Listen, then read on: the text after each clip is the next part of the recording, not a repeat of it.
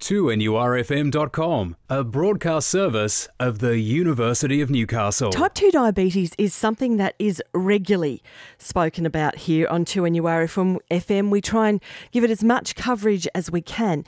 Currently, we've been looking at some of the cutting-edge research, and academic from the School of Biomedical Sciences and also the Priority Research Centre for Physical Activity, Dr. Elroy Augiar, is with us this morning. Dr. Augiar, good morning and welcome. Thank you very much. Now, you've been looking at type 2 diabetes prevention in men. Can I ask you, Elroy, why is it men that you've been specifically looking at? Do they suffer from it the most? Yeah, so it turns out that in Australia, approximately 280 Australians are diagnosed with diabetes each day. That corresponds to approximately 10% or 8 to 10% of the population. And it turns out that men across the lifespan are at increased risk of diabetes due to poor lifestyle factors and increased levels of visceral or abdominal obesity. I just want to clarify that figure again.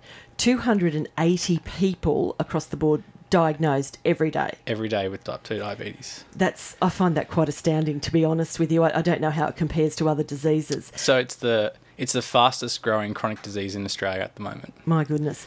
And what about those people who are just turning a blind eye to it at home, thinking, oh, I'm not what I used to be, but I'm just getting old and things don't function the way they used to? Is that a big problem as well? Yeah, so diabetes is one of those diseases, particularly type 2, which is the lifestyle-related condition.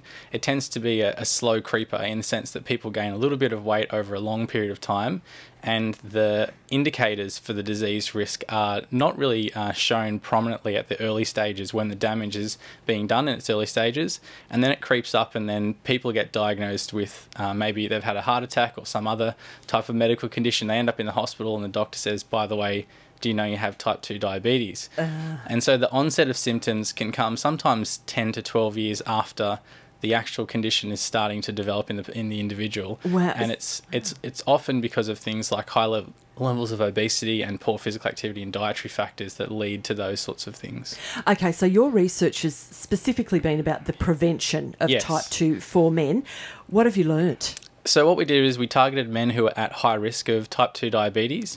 So we looked at their risk factors in terms of family history, poor diet and physical activity levels, and also visceral adiposity, being overweight, large waist circumference, those sorts of things. So having a bit of a tummy. Having a bit of a beer gut definitely was a candidate for consideration. And so we put them onto a lifestyle intervention that included a weight loss program, the Shed It Weight Loss program, which was developed by a research team and headed up by Professor Philip Morgan. So we included that, plus some novel components looking at aerobic exercise, resistance training, and also dietary improvement, to look at how those changes impacted on all of the risk factors for type 2 diabetes, including things like weight loss, reducing waist circumference, improving diet quality, improving exercise and fitness, and overall reducing their risk of diabetes. And what did you find? So we were able, in the 6-month time period for the intervention, to get men to lose on average about 5.5 kilograms. Excellent. To lose 6 centimetres across their waist circumference, to improve their fitness levels, their dietary quality, reduce their energy intake. There was a huge suite of results, and probably the most important ones, the key ones, are that they could lose weight successfully with a program that was self-administered, so there was no face-to-face contact. Oh, okay. That's interesting. Which is a difference to a lot of programs that would be out there at the moment. And how did that come up in terms of your research in relation to preventing type 2? Because these people didn't have it, did they? They were just likely to get it if they continued down that path. Were there, I suppose, by losing weight, their risk factors would be automatically lowered, but were there other things that were lowered?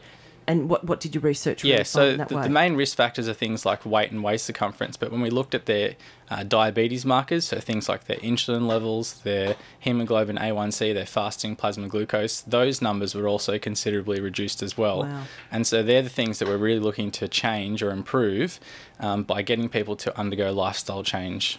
I'm taking from what you're saying, Elroy, and I've got Dr. Elroy Augiar. I'm sorry, Elroy, I'm having a little bit of a struggle with that one today. I normally don't, but I'm taking from what you're saying, a small weight loss can make a much larger, almost disproportionate difference in your risk. Is that it? Absolutely. So there are studies out there that have demonstrated that even losing as small as a kilogram can be associated with a 16% reduction in diabetes risk. Wow. So when you lose, 5, 6, 7 kilograms over a period of 6 months to say a year, you have a huge reduction in your risk of diabetes for your lifetime risk. Now, did those men, aside from having the risk factors lowered, did they feel better? What was their... I'm interested in their mental point of view. Was it a case of, I'm doing this for science, but at the end, did they feel better and think it was worthwhile? Absolutely. So a lot of the men who came in they're self-motivated to make changes to their behaviour, but they're also interested in contributing to our research.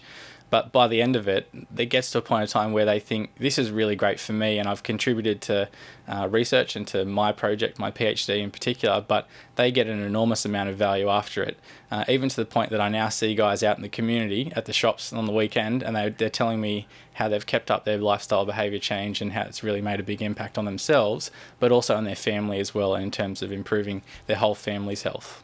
It may be a way to get people involved, saying, look, don't worry about it going on a diet. This is just purely for science. That might be the in way to get a few more people on board. Yeah. Dr. Elroy Augiar, thank you so much for your time, and I think you're doing really wonderful work, and we just want to keep people fitter and healthier and at the end of the day alive for longer. Okay, thanks very much. All the best. 2NUR FM.